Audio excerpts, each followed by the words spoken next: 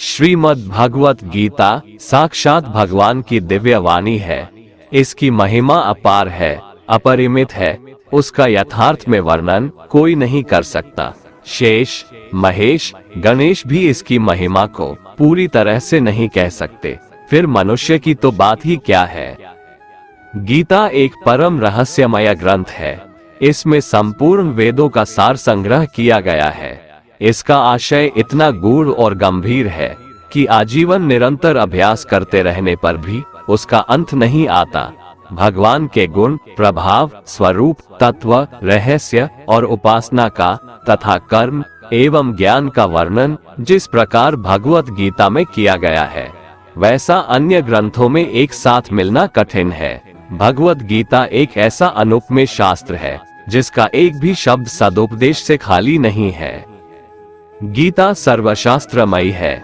इसे सारे शास्त्रों का खजाना कहा जाता है। गीता का भली भांति ज्ञान हो जाने पर सभी शास्त्रों का तात्विक ज्ञान अपने आप हो जाता है। गीता को हम भगवान से भी बढ़कर कहें तो कोई अत्युक्ति नहीं होगी। भगवान ने स्वयं कहा है, मैं गीता के आश्रय में रहता हूँ। गीता मेरा श्रेष्ठ घर है। गीता के ज्ञान का सहारा लेकर ही मैं तीनों लोकों का पालन करता हूँ। इसके सिवा गीता में ही भगवान अपने मुक्त कंठ से यह घोषणा करते हैं कि जो कोई मनुष्य मेरी इस गीता रूप आज्ञा का पालन करेगा वह निसंदेह मुक्त हो जाएगा। यही नहीं, भगवान कहते हैं कि जो कोई इसका अध्ययन भी करेगा उसके द्वारा मैं ज्ञान यज्ञ से पूजित होऊंगा। भगवान कहते हैं, जो मनुष्य गीता का रहस्य भक्तों को धारण कराता है और उनमें इसका विस्तार एवं प्रचार करता है, वो मनुष्य मुझे अतिशय प्रिय है। गीता संपूर्ण जीवन दर्शन है और इसका अनुसरण करने वाला व्यक्ति सर्वश्रेष्ठ होता है। भगवत गीता ही है जो आधुनिक युग में समस्याओं से घिरे हुए मनुष्य को एक कर्मशील जीवन जीने के लिए प्रेरित करती है। गीता ऐसे प्रेरणादायक संदेशों का महासागर है जो जीवन से निराश मनुष्य को आशाओं से भर देती है। श्रीमद् भगवत गीता एकमात्र ऐसा ग्रंथ है जो मनुष्य को जीने का सही तरीका बताती है। गीता जीवन में धर्म, कर्म और प्रेम का पाठ पढ़ाती है। श्रीमद् भगवत गीता का ज्ञान मानव जीवन और जीवन के बाद का जीवन दोनों के लिए उपयोगी माना गया है। भगवान श्री कृष्ण कहते हैं कि हे अर्जुन, तुम्हें किसका मोह है? इस रणस्थली में युद्ध प्रारंभ होने से ठीक पहले तुम्हारा इस तरह से शस्त्र त्याग देना बिल्कुल भी उचित नहीं है, क्योंकि न तो ये श्रेष्ठ पुरुषों द्वारा आचरित है, न स्वर्ग को देने वाला है और न कीर्ति बढ़ाने वाला है। इसीलिए हे अर्जुन, नपुंसकता को मत प्राप्त हो, हृदय की तुच्छ दुर्बलता को त्यागो, उठो और युद्ध करो। तुम उसका शोक करते हो जो शोक करने के योग्य भी नहीं है और पंडितों जैसी बातें करते हो। ज्ञानी व्यक्ति ना तो मरने वाले का शोक करते हैं और ना ही उनका शोक करते हैं जो अभी जिंदा है, क्योंकि वो जानते हैं जो मर गया वो फिर से जन्म लेगा और जो जिंदा है वो एक दिन जरूर मरेगा। हे अर्जुन, न तो ऐसा है कि मैं किसी काल में नहीं था या तू नहीं था अथवा ये राजा लोग नहीं थे, और ना ऐसा है कि इससे आगे हम सब नहीं रहेंगे। वर्तमान शरीर की उत्पत्ति से पहले भी हम सब थे और पीछे भी रहेंगे। शरीर के नाश होने से आत्मा का नाश नहीं होता, अतः नाश की आशंका से इन सब के लिए शोक करना उचित नहीं है। आत्मा अजर अमर है।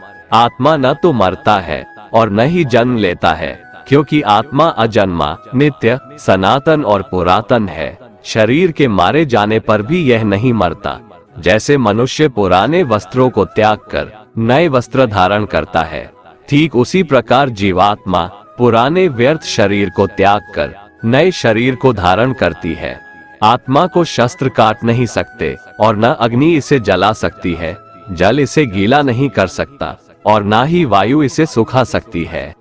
परंतु फिर भी अगर तुम इस आत्मा को सदा जन्म लेने वाला और सदा मरने वाला समझता है, तो भी हे महाबाहो, तू इस प्रकार का शोक करने के योग्य नहीं है।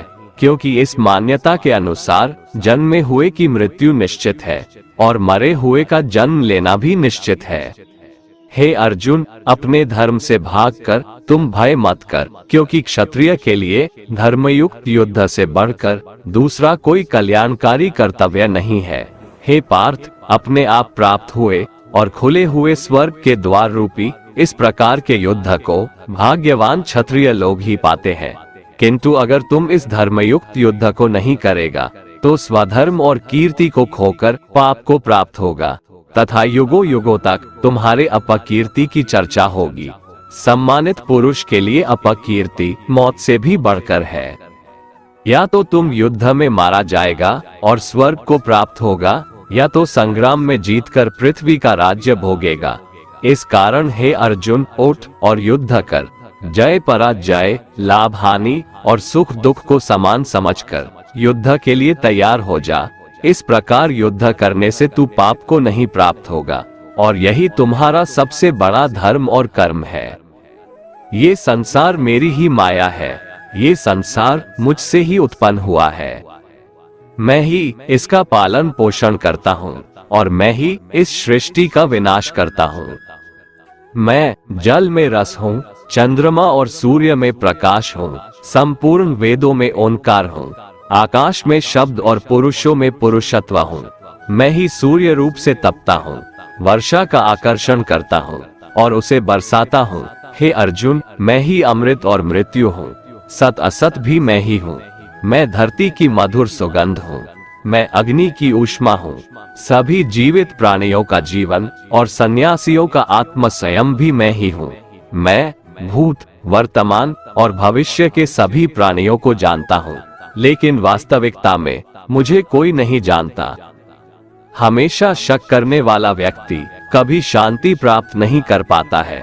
वह ना तो इस लोक में धन, ऐश्वर्य या यश की प्राप्ति कर सकता है और ना ही परलोक में स्वर्ग की प्राप्ति कर सकता है, क्योंकि जब तक मनुष्य किसी भी विषय में संशय युक्त रहता है तब तक वह उस विषय में सफलता नहीं पा सकता। इसलिए संदेह करने से बचें। हे अर्जुन, तुम्हारा क्या गया जो तुम रोते हो? तुम क्या लाए थे जो तुमने खो दिया? तुमने क्या पैदा किया था जो नष्ट हो गया? तुमने जो लिया यहीं से लिया, जो दिया यहीं पर दिया। जो आज तुम्हारा है कल किसी और का होगा, क्योंकि परिवर्तन ही संसार का नियम है और समय के साथ संसार में हर चीज परिवर्तन के नियम का पालन करती है। भगवान श्री कृष्ण कहते हैं, कर्मयोग ही वह योग है जिसके माध्यम से हम अपनी जीवात्मा से जुड़ पाते हैं। कर्मयोग हमारे आत्मज्ञान को जागृत करता है। इसके बाद हम न केवल अपने वर्तमान जीवन के उद्देश्यों को बल्कि जीवन के बाद की अपनी गति का पूर्वाभास प्राप्त कर सकते हैं। इस योग में कर्म के द्वारा ईश्वर की प्राप्ति की जाती है। श्रीमद् भगवद गीता में कर्मयोग को सर्वश्रेष्ठ माना गया है। गृहस्थ और कर्मठ व्यक्ति के लिए ये योग अधिक उपयुक्त है। कर्म योग सिखाता है कि कर्म के लिए कर्म करो, आसक्ति रहित होकर कर्म करो। कर्मयोगी इसीलिए कर्म करता है कि कर्म करना उसे अच्छा लगता है और इसके परे उसका कोई हेतु नहीं है। कर्मयोगी कर्म का त्याग नहीं करता, वह केवल कर्मफल का त्याग करता है और कर्मजनित दुखों से मुक्त हो जाता है। उसकी स्थिति इस संसार में एक दाता के समान है और वह कुछ पाने की कभी चिंता नहीं करता। वह जानता है कि वह दे रहा है और बदले में कुछ मांगता नहीं और इसीलिए वह दुख के चंगुल में नहीं पड़ता। कर्म फल का त्याग कर धर्मनिरपेक्ष कार्य का संपादन भी पूजा के समान हो जाता है। संसार का कोई कार्य ब्रह्म से अलग नहीं है, इसलिए कार्य की प्रकृति कोई भी हो, निष्काम कर्म सदा ईश्वर को ही समर्पित हो जाता है। पुनर्जन्म का कारण वासनाओं या अतृप्त कामनाओं का संचय है। कर्मयोगी कर्मफल के चक्कर में ही नहीं पड़ता, अतः वासनाओं का संचय भी नहीं होता। इस प्रकार कर्मयोगी पुनर्जन्म के बंधन से भी मुक्त हो जाता है। भगवान श्री कृष्ण कहते हैं, मनुष्य का मन वायु की तरह चंचल है। यह मन ही है जो मनुष्य को काम वासनाओं की तरफ भटकाता रहता है। अगर जीवन को सफल बनाना है तो मन पर काबू करना बहुत जरूरी है। मन को वश में करने से दिमाग की शक्ति केंद्रित होती है, जिससे कार्यों में सफलता मिलने लगती है। गीता के अनुसार जिस व्यक्ति ने अपने मन पर काबू पा लिया, वह मन में पैदा होने वाली बेकार की चिंताओं और इच्छाओं से भी दूर रहता है। साथ ही व्यक्ति अपने लक्ष्य को भी आसानी से प्राप्त कर लेता है। अगर मन को वश में नहीं करोगे तो वह तुम्हारा सबसे बड़ा शत्रु बन जाएगा। भगवान कहते हैं, जो मनुष्य सुख और दुख में शांत रहता है, जिसके राग, भय और क्रोध नष्ट हो गए हैं, जो मनुष्य शुभ और अशुभ वस्तु को पाकर न प्रसन्न होता है और न द्वेष करता है, जिन्होंने अपनी इंद्रियों को वश में कर लिया है, वो स्थिर बुद्धि मनुष्य मुनि के समान है। ऐसा मनुष्य स्थिर चित्त और इंद्रियों को वश में करके ज्ञान द्वारा परमात्मा को प्राप्त करके हमेशा संतुष्ट रहता है। क्रोध मनुष्य को नरक की ओर ले जाने वाला द्वार है। क्रोध करने से व्यक्ति का मन अशांत हो जाता है और उसकी स्मरण शक्ति भ्रमित हो जाती है। स्मृति में विभ्रम होने से उसकी बुद्धि नष्ट हो जाती है और फिर व्यक्ति का पतन हो जाता है। भगवान श्री कृष्ण कहते हैं, मनुष्य को क्रोध करने से बचना चाहिए। कितना भी गुस्सा आए, स्वयं को शांत रखने का प्रयास करें। श्री भगवान कहते हैं, जिस प्रकार समुद्र की स्थिति अचल है, भारी से भारी आंधी तूफान आने पर या अनेक नदियों के जल प्रवाह उसमें प्रविष्ट होने पर भी वो अपनी स्थिति से विचलित नहीं होता, मर्यादा का त्याग नहीं करता, उसी प्रकार परमात्मा के स्वरूप में स्थित योगी की स्थिति भी सर्वथा अचल होती है। बड़े से बड़े सांसारिक सुख दुखों का संयोग वियोग होने पर भी उसकी स्थिति में जरा भी अंतर नहीं पड़ता। वह योगी परमात्मा में नित्य, निरंतर, अटल और एक रस स्थित रहता है। जो मनुष्य संपूर्ण कामनाओं को त्याग कर ममता रहित, अहंकार रहित और स्पृहा रहित होकर विचरण करता है, वही मनुष्य शांति को प्राप्त कर पाता है। जिस प्रकार प्रकाश की ज्योति अंधेरे में चमकती है, ठीक उसी प्रकार सत्य भी चमकता है। इसलिए व्यक्ति को सदैव सत्य के मार्ग पर चलना चाहिए। सत्य कभी दावा नहीं करता है कि मैं सत्य हूँ, लेकिन झूठ हमेशा दावा करता है कि सिर्फ मैं ही सत्य हूँ। इस संपूर्ण संसार में कोई भी व्यक्ति महान नहीं जन्मा होता है, बल्कि उसके कर्म उसे महान बनाते हैं। सही कर्म वह नहीं है जिसके परिणाम हमेशा सही हो, अपितु सही कर्म वह है जिसका उद्देश्य कभी गलत ना हो। श्रेष्ठ पुरुष जैसा आचरण करता है, अन्य पुरुष भी वैसा ही आचरण करते हैं। वो जो कुछ प्रमाण देता है, समस्त मनुष्य समुदाय उसी के पद चिन्हों पर अपने रास्ते चुनता है। इसलिए सज्जन व्यक्तियों को सदैव अच्छा व्यवहार करना चाहिए। जो मनुष्य ईश्वर में श्रद्धा नहीं रखते, वो अज्ञानी मनुष्य जीवन में कभी भी सुख, शांति और सफलता को प्राप्त नहीं कर पाते। ऐसे मनुष्य की बुद्धि विपरीत हो जाती है। वे लौकिक और पारलौकिक सब प्रकार के सुख साधनों को विपरीत ही समझने लगते हैं। इसी कारण वे विपरीत आचरणों में प्रवृत्त हो जाते हैं। इसके फलस्वरूप उनका इस लोक में और परलोक में पतन हो जाता है। वे अपनी वर्तमान स्थिति से भी भ्रष्ट हो जाते हैं और मरने के बाद उनको अपने कर्मों का फल भोगने के लिए सूकर, कुकर आदि नीच योनियों में जन्म लेना पड़ता है या घोर नरक में पड़कर भयानक यातनाएं भोगनी पड़ती है।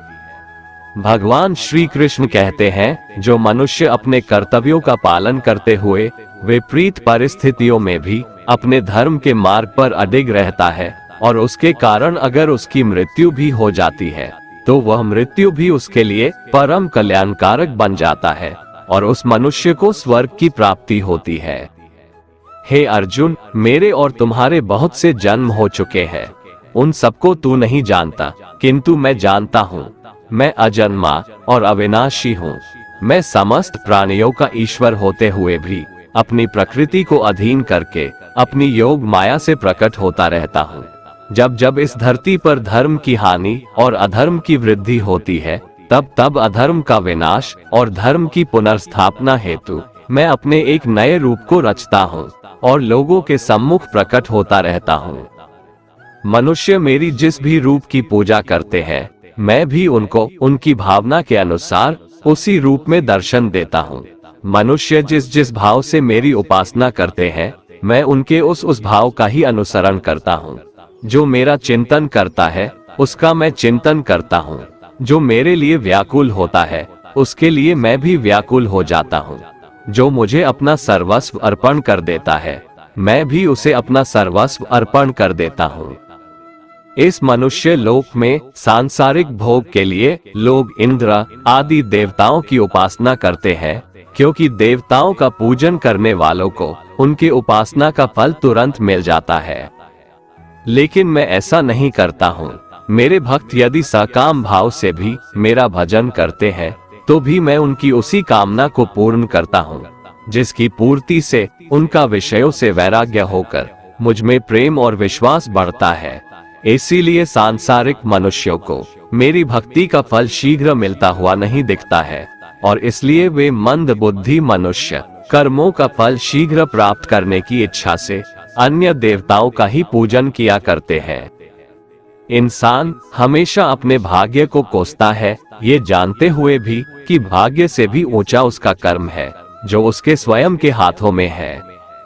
जो हुआ वो अच्छा हुआ, जो हो रहा है वह भी अच्छा हो रहा है, जो होगा वह भी अच्छा ही होगा। जो बीत गया उसका तुम पछतावा ना करो और भविष्य की चिंता भी ना करो, अभी तो वर्तमान चल रहा है। जो पुरुष ना किसी से द्वेष करता है और ना किसी चीज की आकांक्षा करता है, वैसा कर्मयोगी पुरुष सन्यासी के समान है, और वह पुरुष सुखपूर्वक संसार बंधन से मुक्त हो जाता है। ना तो मैं किसी के भाग्य का निर्माण करता हूँ और ना ही किसी के कर्मफल का निर्माण करता हूँ। मनुष्य अपने द्वारा किए कर्मों का ही फल भोगता है और उसी से उसके भाग्य का निर्माण होता है। मनुष्य स्वयं ही अपना मित्र है और स्वयं ही अपना सबसे बड़ा शत्रु भी है। ज्ञानी मनुष्य कर्मयोग या भक्ति योग से एक ही जन्म में इस समुद्र रूपी संसार से निकलकर परमात्मा को प्राप्त कर लेता है, और अज्ञानी मनुष्य काम, क्रोध, लोभ, मोह में फंसकर 84 लाख योनियों में भटकता रहता है। भगवान श्री कृष्ण कहते हैं, भगवत प्राप्ति के लिए कर्म करने वाला कोई भी मनुष्य दुर्गति को प्राप्त नहीं होता है। इस लोक में या परलोक में वह जहाँ भी रहता है, वो परमात्मा के मार्ग में आगे ही बढ़ता रहता है। हे अर्जुन, जिनकी बुद्धि माया ने हर ली है, जो जानबूझकर पाप कर्मों में ही लिप्त हैं, जो मुझे जानने की चेष्टा भी नहीं करते, ऐसे मनुष्य को जीवन में और जीवन के बाद के जीवन में भी कष्टों से मुक्ति नहीं मिल पाता है। जो मनुष्य अंत काल में भी मुझको स्मरण करता हुआ शरीर त्यागता है, वह मेरे परम धाम को प्राप्त होता है, इसमें कोई संशय नहीं है। देवताओं को पूजने वाले देवताओं को प्राप्त होते हैं, पितरों को पूजने वाले पितरों को प्राप्त होते हैं, भूतों को पूजने वाले भूतों को प्राप्त होते हैं, और मेरा पूजन करने वाले भक्त मुझको ही प्राप्त होते हैं। इसलिए मेरे भक्तों का पुनर्जन्म नहीं होता। जो कोई भक्त मेरे लिए प्रेम से पत्र, पुष्प, फल, जल आदि अर्पण करता है, उस शुद्ध बुद्धि निष्काम प्रेमी भक्त का प्रेम पूर्वक अर्पण किया हुआ वह पत्र, पुष्प मैं सद्गुण से प्रकट होकर प्रेम पूर्वक खाता हूँ। भगवान श्री कृष्ण कहते हैं, हे अर्जुन, तू जो कर्म करता है, जो खाता है, जो हवन करता है, जो दान देता है और जो तप करता है, वह सब मुझे अर्पण कर, मैं तुम्हें मुक्ति प्रदान करूंगा। मेरे लिए ना तो कोई प्रिय है और ना ही अप्रिय, परंतु जो भक्त मुझको प्रेम से भजते हैं, वो मुझ में है और मैं उनमें हूँ। यदि कोई दुराचारी भी अनन्य भाव से मेरा भक्त बनकर मुझको भजता है, तो वह पुरुष भी साधु के समान है, क्योंकि उसने भली भांति निश्चय कर लिया है कि परमेश्वर के भजन के समान अन्य कुछ भी नहीं है। स्त्री, वैश्य, शूद्र, भूत, पिशाच, चांडाल कोई भी हो, वो मेरी शरण में आकर परम गति को प्राप्त होते हैं। हमारे तामसिक गुण हमारे अंदर हीन भावना पैदा करके हमें खुद को उदास और नुकसान पहुंचाते हैं, और हमारे राजसिक गुण हमें ईर्ष्यालु और लोभी बना देते हैं। भगवान श्री कृष्ण कहते हैं, हर मनुष्य को तामसिक और राजसिक गुणों को खत्म करके अपने सात्विक गुणों से परिचित होना पड़ेगा। सात्विक गुण वो है जो आत्मा को अपने आसपास की हर चीज से जोड़े रखता है और उन्हें प्यार करना सिखाता है। किसी का अच्छा ना कर सको तो बुरा भी मत करना, क्योंकि दुनिया कमजोर है लेकिन दुनिया बनाने वाला नहीं। जिंदगी में हम कितने सही हैं और कितने गलत हैं, ये केवल दो लोग जानते हैं, एक परमात्मा और दूसरी हमारी अंतरात्मा। अपने आप को भगवान के प्रति समर्पित कर दो, यही सबसे बड़ा सहारा है।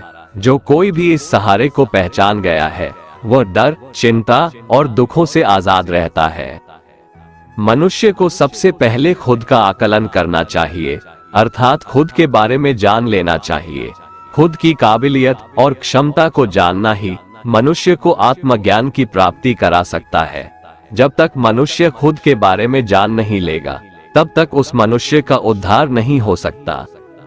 श्रीमद् भगवद गीता में भगवान श्री कृष्ण कहते हैं कि हर एक मनुष्य को अपने आप पर पूरा भरोसा करना चाहिए, क्योंकि जो लोग खुद पर विश्वास करते हैं वह अवश्य ही सफलता प्राप्त करते हैं। ऐसा भी बताया जाता है कि जो व्यक्ति जैसा विश्वास करता है आखिरकार वैसा ही बन जाता है। सुख और दुख सर्दी और गर्मी के समान है। आज अगर दुख है तो कल सुख भी अवश्य होगा। इसलिए इन दोनों ही परिस्थितियों में मनुष्य को संयम से काम लेना चाहिए। जो मनुष्य अपने सभी काम में मन लगाकर अपना कार्य करते हैं और वो छोटे से छोटे कार्यों में भी खुशी ढूंढ ही लेते हैं, वो लोग निश्चित ही अंत में सफलता प्राप्त करते हैं। वहीं दूसरी तरफ ऐसे मनुष्य भी होते हैं जो अपने काम को बस एक बोझ समझकर बस पूरा कर देना चाहते हैं और अपने किसी भी काम को सही ढंग से नहीं करते हैं। तो ऐसे मनुष्य हमेशा ही अपने जीवन में पीछे रह जाते हैं। जो लोग स्वार्थी प्रवृत्ति के हैं, जो सिर्फ अपना मतलब साधने में लगे रहते हैं, जिन्हें दूसरों की भलाई से कोई मतलब नहीं है, ऐसे लोगों का कभी भला नहीं होता। श्री कृष्ण ने गीता सार में उन लोगों के लिए इस उपदेश के माध्यम से बहुत बड़ी सीख दी है। भगवान कहते हैं, स्वार्थ शीशे में फैली धूल की तरह है, जिसकी वजह से व्यक्ति अपना प्रतिबिंब ही नहीं देख पाता। इंसान का स्वार्थ उसे अन्य लोगों से दूर ले जाकर नकारात्मक हालातों की तरफ धकेलता है, जिसके चलते व्यक्ति अकेला रह जाता है। अगर आप चाहते हैं कि आप भी अपना जीवन खुशीपूर्वक व्यतीत करें, तो इसके लिए यह जरूरी है कि आप अपने स्वार्थ को कभी अपने पास नहीं आने दें, क्योंकि स्वार्थी मनुष्य दोस्ती भी सिर्फ अपना स्वार्थ निकालने के लिए करते हैं। ईश्वर हमेशा मनुष्यों का साथ देता है। जो व्यक्ति इस प्रभावशाली सत्य को मान लेता है तो उसका जीवन पूरी तरह बदल जाता है। सृष्टि निर्माता ईश्वर ही है जो संपूर्ण जगत को चला रहा है, वहीं इंसान तो बस ईश्वर की हाथ की एक कठपुतली है। इसलिए इंसान को कभी अपने भविष्य या फिर अतीत की चिंता नहीं करनी चाहिए, क्योंकि हर विकट परिस्थिति में ईश्वर इंसान का साथ देता है और उसे मुश्किल से बाहर निकालता है। इसलिए हम सभी को ईश्वर पर भरोसा रखना चाहिए। श्रीमद् भगवत गीता में श्री कृष्ण ने यह उपदेश दिया है कि अपने काम को पहले प्राथमिकता दें और पहले अपने काम को पूरा करने की कोशिश करें, तभी दूसरे का काम करें। क्योंकि जो लोग पहले अपने काम को नहीं करते और दूसरे का काम करते रहते हैं, वे लोग अक्सर परेशान रहते हैं। मनुष्य अपने हृदय से जो दान कर सकता है वो अपने हाथों से नहीं कर सकता, और मौन रहकर जो कुछ वो कह सकता है वो शब्दों से नहीं कह सकता। जो चीजें हमारे दायरे से बाहर हो उसमें समय गंवाना मूर्खता ही होगी। किसी भी व्यक्ति को ना तो समय से पहले और ना ही भाग्य से अधिक कुछ मिलता है, लेकिन उसे पाने के लिए सदैव प्रयत्नशील रहना चाहिए। जो मनुष्य मेरे पर मन लगाते हैं, मेरी भक्ति करते हैं, मैं उनको वो सब कुछ प्रदान करता हूँ जो उनके पास नहीं है, और जो उनके पास है मैं उनकी रक्षा भी करता हूँ। इसलिए ये बहुत जरूरी है कि हम अपने बुरे वक्त में परमात्मा पर भरोसा रखें। भगवान श्री कृष्ण कहते हैं, कितना भी बुरा वक्त आ जाए, कभी विचलित नहीं होना चाहिए, बल्कि डटकर उसका सामना करना चाहिए, क्योंकि इस संसार का नियम है, जो आया है उसे दुख का सामना करना पड़ेगा। रोने से और चिंता करने से कोई फायदा नहीं होने वाला है, बल्कि इससे दुख और बढ़ेगा। जीवन में आगे बढ़ने के लिए और अपनी अलग पहचान बनाने के लिए यदि आपको क्रांतिकारी भी बनना पड़े तो इससे पीछे न हटें। कहने का सीधा मतलब ये है कि जरूरत के हिसाब से खुद में बदलाव करें और समाज के बारे में न सोचते हुए अपने काम पूरे करें। जीवन में दोस्तों की भूमिका बहुत अहम होती है। सच्चे दोस्तों की पहचान हमेशा मुश्किल वक्त में ही होती है। जिस तरह भगवान कृष्ण ने पांडवों के मुश्किल वक्त में उनका साथ दिया था, वैसे ही आपको भी अपने दोस्तों का साथ देना चाहिए। इसके साथ ही आपको ऐसे ही दोस्त बनाने चाहिए जो आपके मुश्किल वक्त में आपके साथ खड़े रहें। जीवन में हार जीत लगी रहती है, लेकिन सफलता सिर्फ उसी व्यक्ति को मिलती है जो अपनी गलतियों और हार से सीख लेकर आगे बढ़े। हार कर निराश होना किसी भी समस्या का हल नहीं है। किसी भी परिस्थितियों से लड़ने के लिए उसके लिए एक बेहतर रणनीति बनाना बहुत जरूरी है। बिना रणनीति के आप हर मोर्चे पर कामयाब नहीं हो पाएंगे। यदि पांडव भी श्री कृष्ण द्वारा बनाई गई रणनीति का पालन नहीं करते तो शायद कौरवों के खिलाफ हुए युद्ध में उन्हें जीत नहीं मिलती। गीता के 10वें अध्याय में भगवान श्री कृष्ण कहते हैं कि हे अर्जुन, मैं सभी प्राणियों के हृदय में स्थित सबका आत्मा हूँ। संपूर्ण प्राणियों का आदि, मध्य और अंत भी मैं ही हूँ। मैं सूर्य हूँ, मैं वेदों में सामवेद हूँ, देवों में इंद्र हूँ, इंद्रियों में मन हूँ, मैं ब्रह्मा हूँ, मैं विष्णु हूँ, मैं महेश हूँ, जलाशयों में मैं समुद्र हूँ, पर्वतों में मैं हिमालय हूँ। इस संपूर्ण संसार में तुम जो कुछ भी देख पाते हो सब मैं ही हूँ। कोई आदमी चाहे लाख चीजें जान ले, चाहे वो पूरे जगत को जान ले, लेकिन अगर वह स्वयं को नहीं जानता तो वह अज्ञानी है।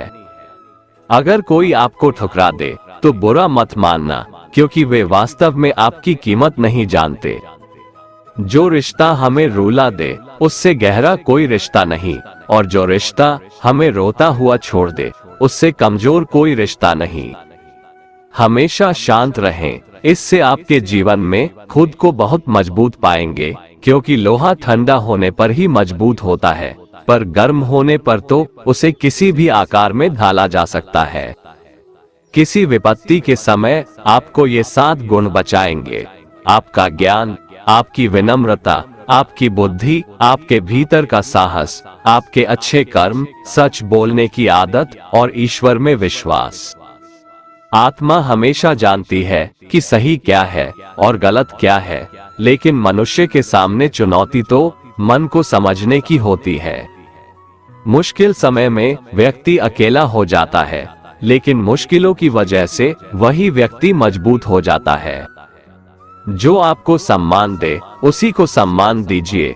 हैसियत देखकर सर झुकाना कायरता का लक्षण है। हे अर्जुन, जो न कभी हर्षित होता है, ना किसी से द्वेष करता है, ना शोक करता है, ना कामना करता है, जो शुभ और अशुभ संपूर्ण कर्मों का त्यागी है, वह ज्ञानी मनुष्य मुझको अति प्रिय है। मुझे पाने के 3 तरीके हैं: ध्यान योग, ज्ञान योग और कर्म योग, और इन सब में कर्मयोग सबसे प्रधान है। किसी पर विश्वास करना हो तो उनकी बातों पर नहीं, उनकी हरकतों पर ध्यान दो। गुस्से के वक्त थोड़ा रुक जाने से और गलती के वक्त थोड़ा झुक जाने से जिंदगी और भी आसान हो जाती है। भगवान श्री कृष्ण कहते हैं, जो मनुष्य मुझे जान लेता है वह जन्म मरण के बंधनों से मुक्त हो जाता है। जो मनुष्य भगवद गीता को पढ़कर उस पर अमल करता है, उसके सारे दुष्कर्मों का प्रभाव समाप्त हो जाता है। जो भाग्य में है वो भाग कर आएगा, और जो भाग्य में नहीं है वो आकर भी भाग जाएगा। जैसे हवा के झोंके नाव को भटका देते हैं, वैसे ही मनुष्य की इच्छाएं बुद्धि को भटका देती है। एक समझदार व्यक्ति वही है जो दूसरों को देखकर उनकी विशेषताओं से सीखता है, उनसे तुलना और ईर्ष्या नहीं करता।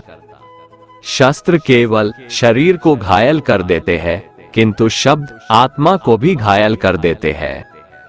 जो मनुष्य अपने को परमात्मा से अलग नहीं समझता है और ना ही इस शरीर से अपना कोई संबंध मानता है, वह सदा के लिए जन्म मरण से मुक्ति पा लेता है। जो व्यक्ति आध्यात्मिक जागरूकता के शिखर तक पहुंच चुके हैं, उनका मार्ग है निस्वार्थ कर्म, और जो भगवान के साथ संयोजित हो चुके हैं, उनका मार्ग है स्थिरता और शांति।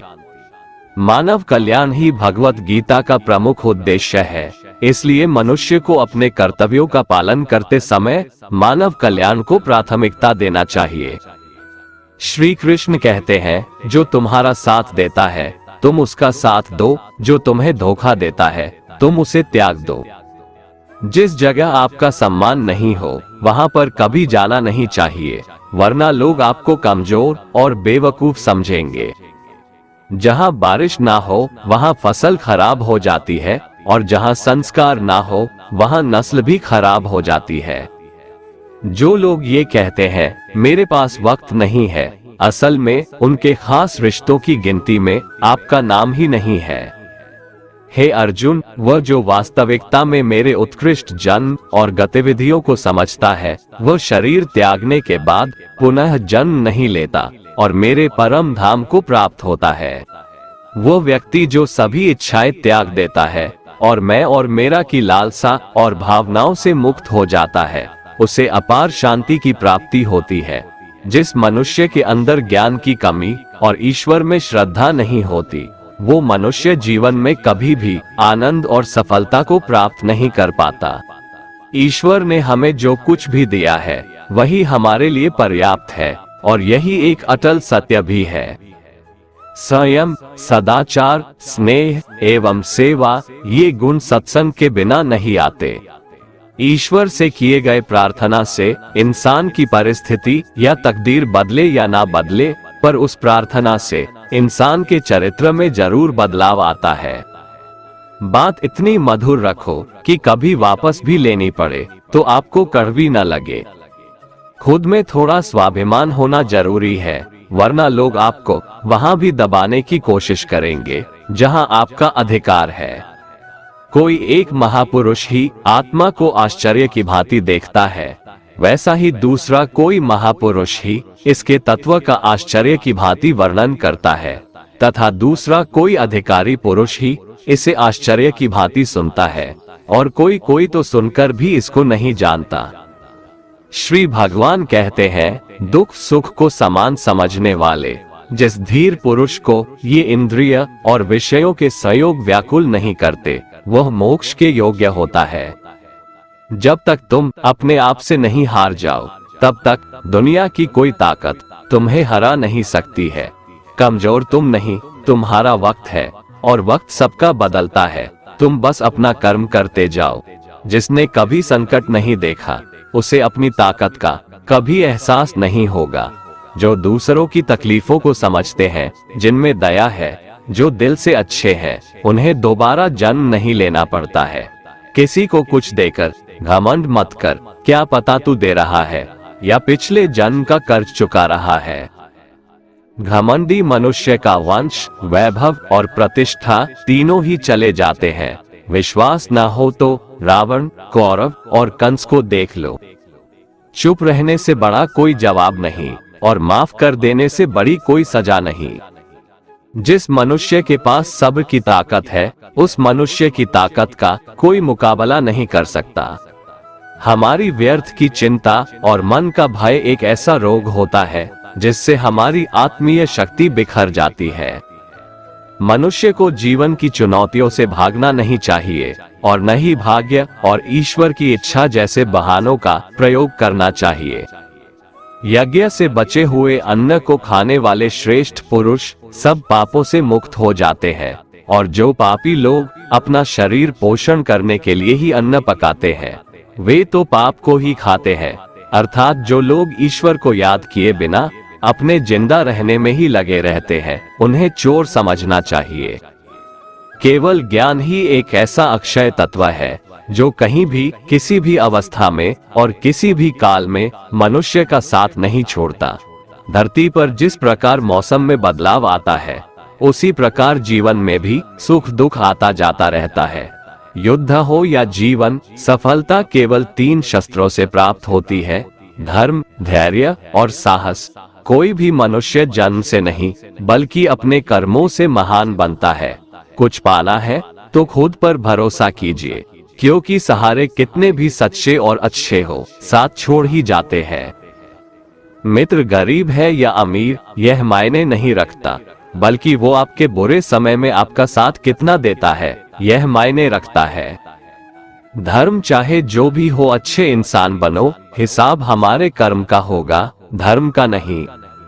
खुशी के लिए काम करोगे तो खुशी नहीं मिलेगी, लेकिन खुश होकर काम करोगे तो खुशी जरूर मिलेगी।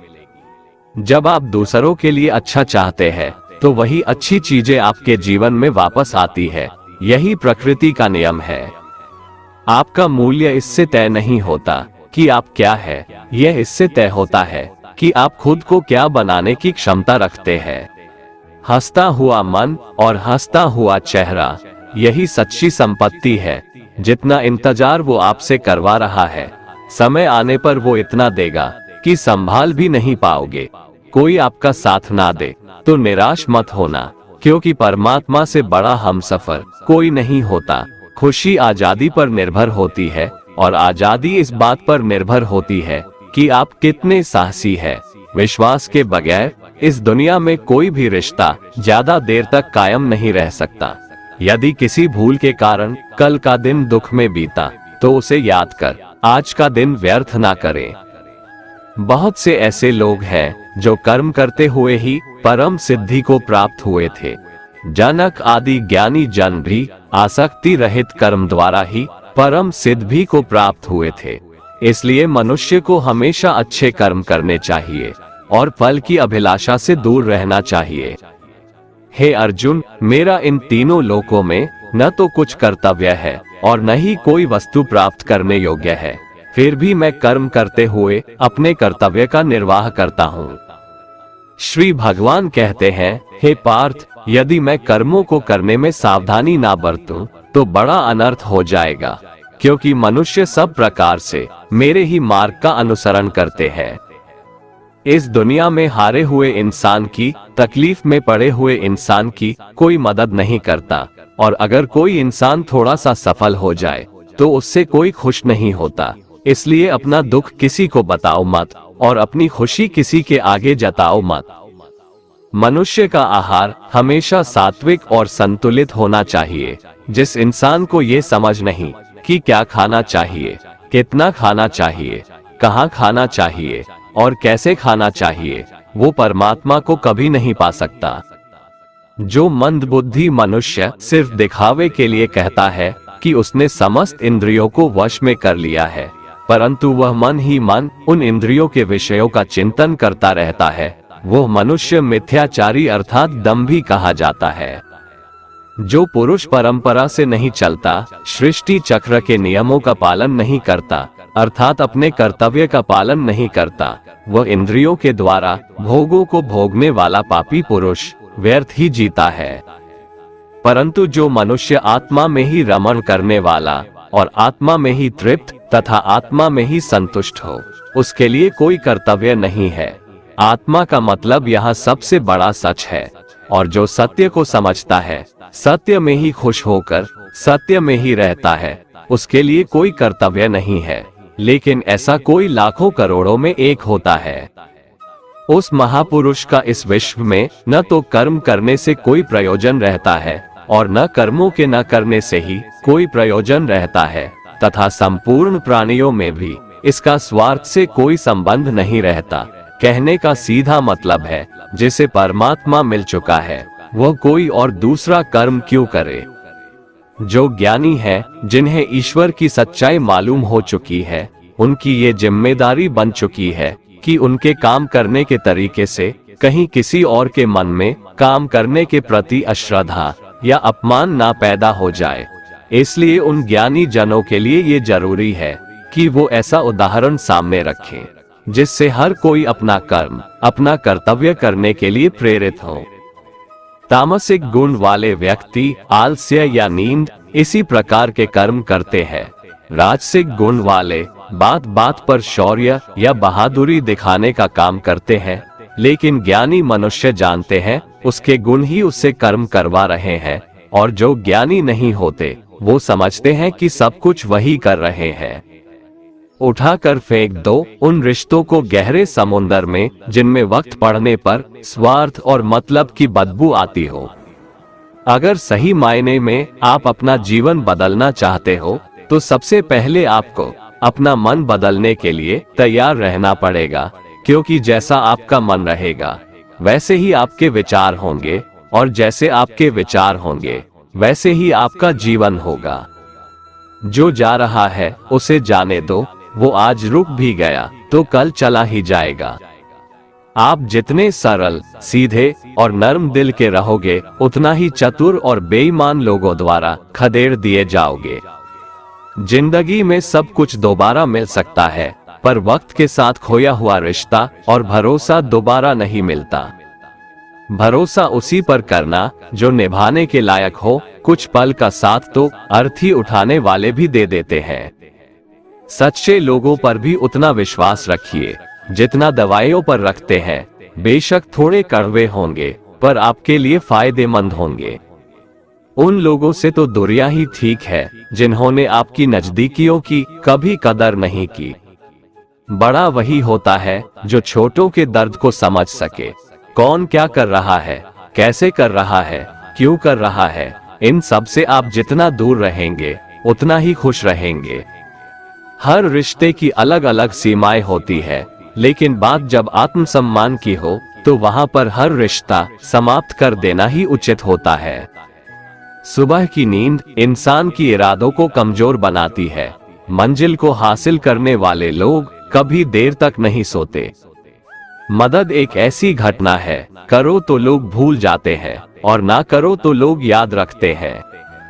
इंसान दो लोगों से हमेशा हार जाता है, एक अपने परिवार से और दूसरा अपनी पसंद के इंसान से।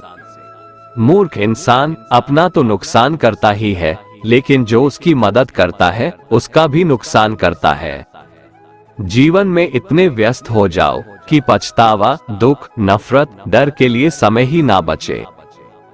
कोई भरोसा तोड़े तो उसका भी धन्यवाद करें। वो हमें सिखाते हैं कि भरोसा सोच समझकर करना चाहिए।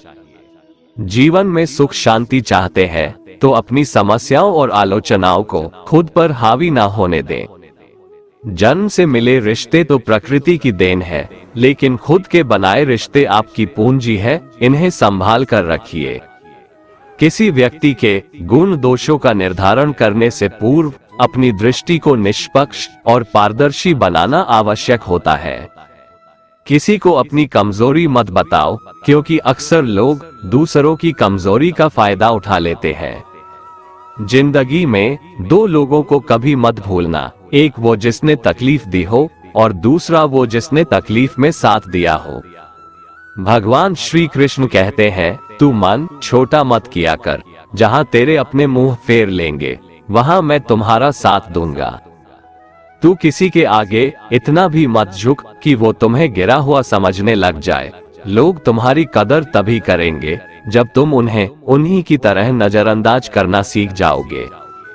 दीपक का जीवन इसलिए वंदनीय नहीं है कि वह जलता है, बल्कि इसलिए वंदनीय है कि वह दूसरों के लिए जलता है, दूसरों से नहीं जलता। कामयाबी और नाकामयाबी दोनों जिंदगी के हिस्से हैं, दोनों ही स्थायी नहीं है। जिंदगी की आधी शिकायतें यूं ही दूर हो जाएगी अगर लोग एक दूसरे के बारे में बोलने की जगह एक दूसरे से बोलना सीख जाएंगे। विश्वास किसी पर इतना करो कि वो तुम्हारे साथ छल करते समय खुद को दोषी समझे, और प्रेम किसी से इतना करो कि उसके मन में सदैव तुम्हें खोने का डर बना रहे। चार वेदों का अर्थ नहीं भी जानो तो कोई बात नहीं, लेकिन समझदारी, जवाबदारी, वफादारी और ईमानदारी, इन चार शब्दों का मर्म जान लो तो भी जीवन सार्थक हो जाएगा। समबुद्धि युक्त पुरुष पुण्य और पाप दोनों को इसी लोक में त्याग देता है, अर्थात उनसे मुक्त हो जाता है। जिस काल में तेरी बुद्धि मोह रूप दलदल को भली भांति पार कर जाएगी, उस समय तू सुने हुए और सुनने में आने वाले इस लोक और परलोक संबंधी सभी भोगों से वैराग्य को प्राप्त हो जाएगा। हे अर्जुन, जिस काल में मनुष्य मन में स्थित संपूर्ण कामनाओं को भली भांति त्याग देता है और आत्मा से आत्मा में ही संतुष्ट रहता है, उस काल में वह स्थित प्रज्ञ कहा जाता है। दुखों की प्राप्ति होने पर जिसके मन में उद्वेग नहीं होता, सुखों की प्राप्ति में जो सर्वथा स्पृहा रहित है तथा जिसके राग, भय और क्रोध नष्ट हो गए हैं, ऐसा मुनि स्थिर बुद्धि कहा जाता है।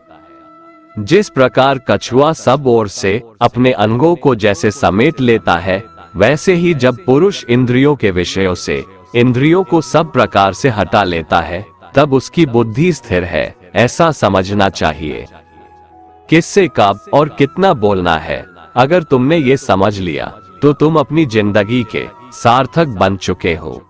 कान्हा कहते हैं, जीवन में कभी मौका मिले तो किसी के लिए सारथी बनना, स्वार्थी नहीं। धर्म से भरा हृदय धर्म का परामर्श देता है और अधर्म से भरा हृदय अधर्म का परामर्श देता है। इंसान इसलिए दुखी नहीं है कि वह ईश्वर को नहीं मानता, इंसान इसलिए दुखी है क्योंकि वह ईश्वर की नहीं मानता। समय आने पर सबको मिलता है, समय से पहले की चाह ही दुख का कारण बनती है। किसी से सच्चा प्रेम होना शुद्धता और दिव्यता का प्रतीक है। जो कुछ भी हुआ है उसमें तेरा कोई योगदान नहीं है, इसलिए तुम्हारी सारी परेशानियां व्यर्थ है। हर चीज की शुरुआत मुझसे होती है और खत्म भी मुझ पर आकर ही होती है। इंद्रियों से मिलने वाला सुख सच्चा नहीं होता है। इंद्रियों का सुख पहले तुमको अमृत की मिठास देगा, लेकिन बाद में तुम्हारा विनाश कर देगा। कान्हा कहते हैं, हे मानव, तुम अपने जीवन को सार्थक बना सकते हो, लेकिन इसके लिए तुम्हें मेरी शरण में आना पड़ेगा। अगर तुम्हें मेरी बातें अटपटी लगती है तो तुम्हें अपने नजरिए को बदलने की जरूरत है। अभी तुम चीजों को उस तरह से नहीं देखते हो जिस तरह मैं देखता हूँ। अगर एक बार तुमने मुझ पर विश्वास कर लिया तो तुम्हें जीवन में कभी निराश होना नहीं पड़ेगा। एक बार जो मुझ पर विश्वास कर लेता है उसका साथ मैं कभी नहीं छोड़ता हूँ। जो व्यक्ति मेरे भक्तों के साथ धोखा करता है उसके लिए मैं सबसे बड़ा शत्रु हूँ। अगर किसी ने मेरे भक्त को एक बार भी धोखा दिया तो जन्मों जन्मों तक मैं उसका उद्धार नहीं करता हूँ। मैं हर दिल को एक मंदिर की तरह देखता हूँ। जो दिल जितना सुंदर होता है वहाँ मैं उतना ही अधिक ठहरता हूँ। श्री भगवान कहते हैं, इस दुनिया में तुम प्रेम सभी से करो, लेकिन पूर्ण रूप से विश्वास किसी पर मत करो। अगर तुमको भरोसा करना है तो केवल परमात्मा पर करो। जब तुम शुरुआत करोगे तो स्वाभाविक रूप से तुमको असफलता मिल सकती है। कई बार तुमको गिरना भी पड़ सकता है, लेकिन इसका मतलब यह नहीं होना चाहिए कि तुम उस काम को करना छोड़ दो। एक समय आएगा जब तुम परिपूर्ण हो जाओगे और तुम्हारे सभी काम सफल हो जाएंगे। इस काम में मैं हमेशा तुम्हारे साथ खड़ा रहूंगा।